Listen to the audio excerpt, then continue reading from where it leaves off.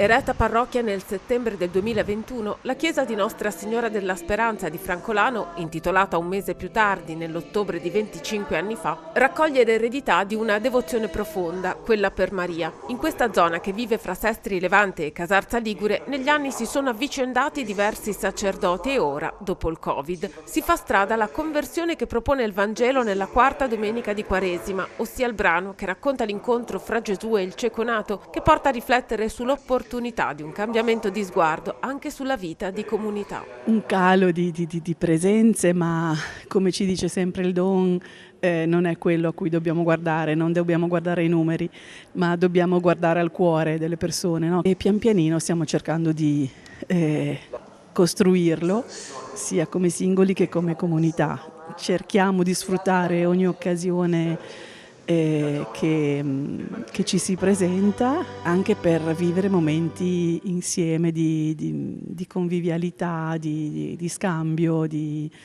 conoscenza, di approfondimento delle relazioni. La comunità di Francolano ha accolto le telecamere di Teleradio Pace per portare il Vangelo e la celebrazione eucaristica anche nelle case di chi non può fisicamente recarsi in chiesa. E lo ha fatto con cuore accogliente, proponendo una liturgia animata dal coro parrocchiale. Noi ci vediamo regolarmente col coro per preparare le liturgie principali dell'anno, Natale, Pasqua, tutte le feste patronali e quanto altro. Ci vediamo regolarmente perché è giusto che anche la musica, così come il canto, abbia la dovuta cura e il dovuto impegno da parte di tutti. La comunità dà vita ad un percorso di condivisione pastorale con le altre parrocchie del territorio di Casarza Ligure e più in generale con tutte le comunità dell'ambito, che comprende anche Castiglione, Chiavarese e Moneglia. Francolano risente tantissimo del fatto di essere un quartiere tra Casarza e Sestri, un quartiere dove per lo più la gente viene